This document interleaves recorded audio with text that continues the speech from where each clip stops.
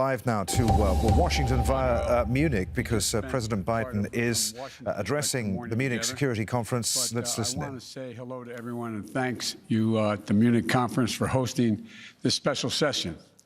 For decades, as you pointed out, I participated in the Munich Security Conference as a U.S. Senator, joining my colleagues on both sides of the aisle to affirm the importance of the transatlantic partnership. 3 times as Vice President of the United States, including delivering the first international foreign policy address of the Obama-Biden administration in the first months we were in office. And 2 years ago, as you pointed out, when I last spoke in Munich, I was a private citizen. I was a professor, not an elected official. But I said at that time, we will be back. And I'm a man of my word. America is back. I speak to you today as President of the United States at the very start of my administration, and I'm sending a clear message to the world. America is back.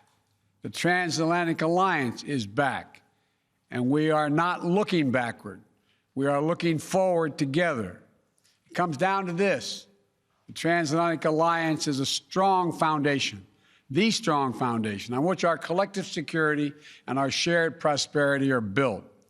The partnership between Europe and the United States, in my view, is and must remain the cornerstone of all that we hope to accomplish in the 21st century, just as we did in the 20th century. The challenges we face today are different. We're at an inflection point. When I spoke to you as a senator and even as vice president, the global dynamics have shifted. New crises demand our attention. We cannot focus only on the competition among countries that threaten to divide the world, or only on global challenges that threaten to sink us all together if we fail to cooperate. We must do both, working in lockstep with our allies and partners. So let me erase any lingering doubt. The United States will work closely with our European Union partners and the capitals across the continent, from Rome to Riga, to meet the range of shared challenges we face. We continue to support the goal of a Europe whole and free and at peace. The United States is fully committed to our NATO alliance, and I welcome Europe's growing investment in the military capabilities that enable our shared defense. You know, to me and to the United States and to us, we'll keep faith with Article 5. It's a guarantee. An attack on one is an attack on all. That is our unshakable vow. And the only time Article 5 has been invoked was after the United States was attacked on 9/11.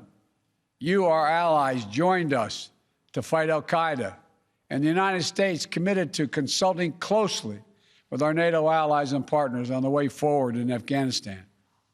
My administration strongly supports the diplomatic process that's underway and to bring an end to this war that is closing out 20 years. We remain committed to ensuring that Afghanistan never again provides a base for terrorist attacks against the United States and our partners and our interests.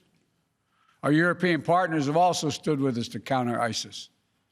Just this week, NATO defense ministers endorsed significant expanded training and advisory mission in Iraq, which will be vital to the ongoing fight against ISIS. We cannot allow ISIS to reopen and regroup and threaten people in the Middle East and Europe and the United States and elsewhere. And while the United States is undergoing a thorough review of our own force posture around the world, I've ordered the halting and withdrawal of American troops from Germany. I'm also lifting the cap imposed by the previous administration and the number of U.S. forces able to be based in Germany. I know the past few years have strained and tested our transatlantic relationship, but the United States is determined to re-engage with Europe, to consult with you, to earn back our position of trusted leadership. Earlier today, as was referenced, I participated in the first meeting of the G7 leaders, where I spoke about the dire need to coordinate multilateral action to address COVID-19, the global economic crisis, and the accelerating climate crisis, and so much else. Achieving these goals is going to depend on a core strategic proposition, and that is the United States must renew America's enduring advantages so that we can meet today's challenges from a position of strength. That means building back better our economic foundations, reclaiming our place in international institutions, lifting up our values at home, and speaking out to defend them around the world. Modernizing our military capabilities while leading with diplomacy. Revitalizing America's network of alliances and partnerships that have made the world safer for all people. You know, I hope our fellow democracies are going to join us in this vital work. Our partnerships have endured and grown through the years because they are rooted in the richness of our shared democratic values. They're not transactional. They're not extractive. They're built on a vision of a future where every voice matters, where the rights of all are protected and the rule of law is upheld. None of this has fully succeeded in this. None of us has fully succeeded in this division. We continue to work toward it. And in so many places, including in Europe and the United States, democratic progress is under assault. I've known many of you for a long, long time, and you know that I speak my mind. So let me be very straightforward with you all. We are in the midst of a fundamental debate about the future and direction of our world. We're at an inflection point between those who argue that given all the challenges we face, from the fourth industrial revolution to the global pandemic, that autocracy is the best way forward, they argue. And those who understand that democracy is essential to meeting these challenges. Historians are going to examine and write about this moment as an inflection point, as I said. And I believe that every ounce of my being that democracy will and must prevail. We must demonstrate that democracy can still deliver for our people in this changed world. That, in my view, is our galvanizing mission. Democracy doesn't happen by accident. We have to defend it, fight for it, strengthen it, renew it. We have to prove that our model isn't a relic of history. It's the single best way to revitalize the promise of our future. And if we work together with our democratic partners with strength and confidence, I know we'll meet every challenge and outpace every challenger. You know, we must prepare together for long-term strategic competition with China.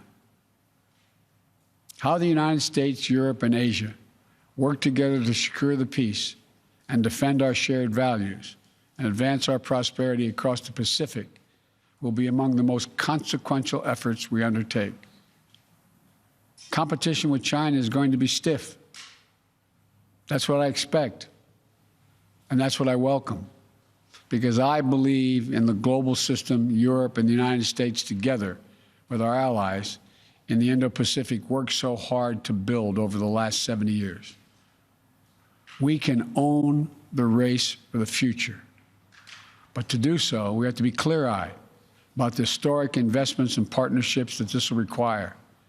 We have to protect for space for innovation, for intellectual property, and the creative genius that thrives with the free exchange of ideas in open democratic societies. We have to ensure that the benefits of growth are shared broadly and equitably, not just by a few.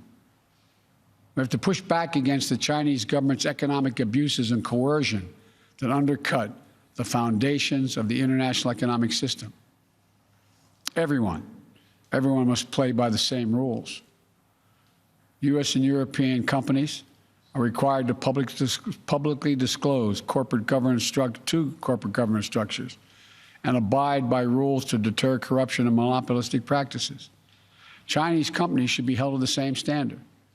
We must shape the rules that will govern the advance of technology and the norms of behavior in cyberspace, artificial intelligence, biotechnology, so that they are used to lift people up, not used to pin them down. We must stand up for the democratic values that make it possible for us to accomplish any of this, pushing back against those who would monopolize and normalize repression. You know, this is also how we're going to be able to meet the threat from Russia. The Kremlin attacks our democracies and weaponizes corruption to try to undermine our system of governance. Russian leaders want people to think that our system is more corrupt or as corrupt as theirs. But the world knows that isn't true, including Russia's own citizens. Putin seeks to weaken the European project and our NATO alliance. He wants to undermine the transatlantic unity and our resolve, because it's so much easier for the Kremlin to bully and threaten individual states than it is to negotiate with a strong and closely united transatlantic community.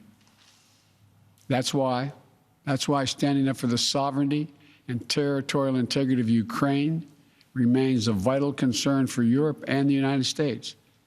That's why addressing Russian recklessness and hacking into computer networks in the United States and across Europe and the world has become critical to protecting our collective security.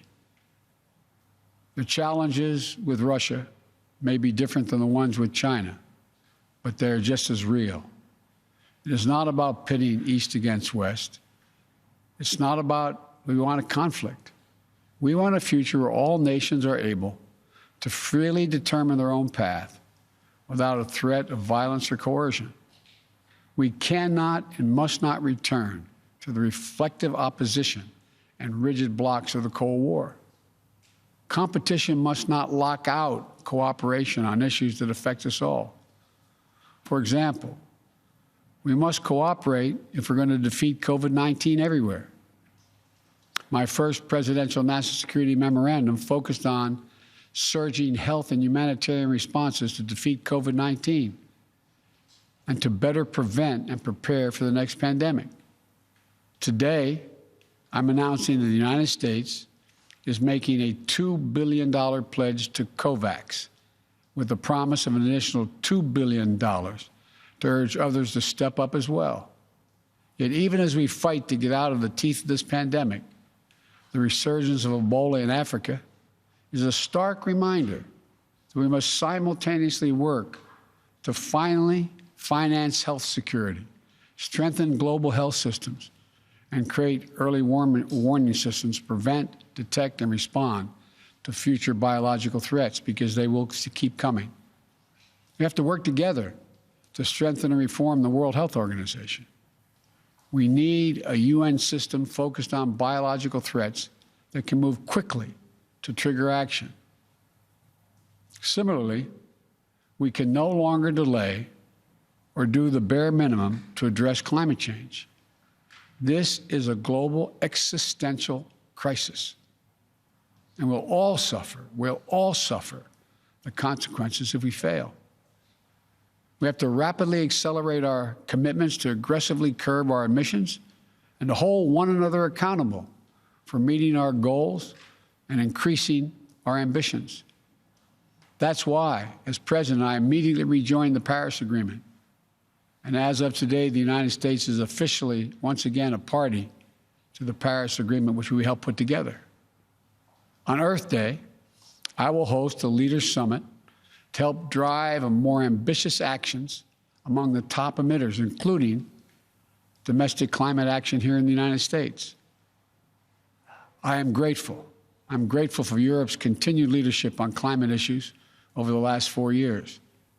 Together, we need to invest in the technological innovations that are going to power our clean energy futures, enable us to build clean energy solutions to global markets. The threat of nuclear proliferation also continues to require careful diplomacy and cooperation among us. We need transparency and communication to minimize the risk of strategic misunderstanding or mistakes. That's why the United States and Russia, notwithstanding other competition, extended the New START treaty for an additional 4 years once I was sworn in. That's why we said we're prepared to re-engage in negotiations with the P5+1 on Iran's nuclear program. We must also address Iran's destabilizing activities across the Middle East. And we're going to work in close cooperation with our European and other partners as we proceed. We'll also work together to lock down fissile and radiological material to prevent terrorist groups from acquiring and using them. Look, the range of challenges Europe and the United States must take on together is broad and complex. And I'm eager to hear next from my good friends and outstanding leaders, Chancellor Merkel, about her thoughts on the way forward together. So let me conclude with this. We cannot allow self-doubt to hinder our ability to engage each other or the larger world.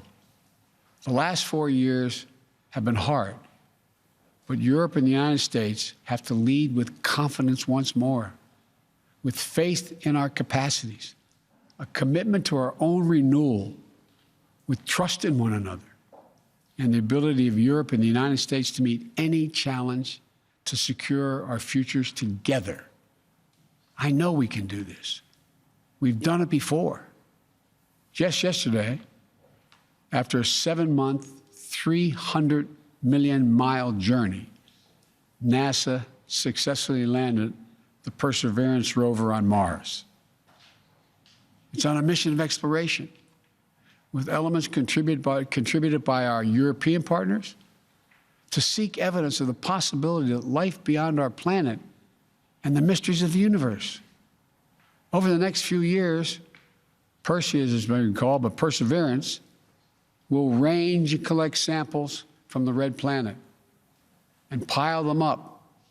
So another mission and rover, envisioned as a joint effort between NASA and the European Space Agency, will retrieve this trove of scientific wonders and bring it home to all of us. That's what we can do together. If our unbound capacities to carry us to Mars and back don't tell us anything else, they tell us we can meet any challenge we can face on Earth. We have everything we need. And I want you to know the United States we'll do our part. We'll stand with you. We'll fight for our shared values. We'll meet the challenges of this new moment in history. America's back. So let's get together and demonstrate to our great-great-grandchildren when they read about us that democracy functions and works, and together there's nothing we can't do. So let's get working. Thank you all very much.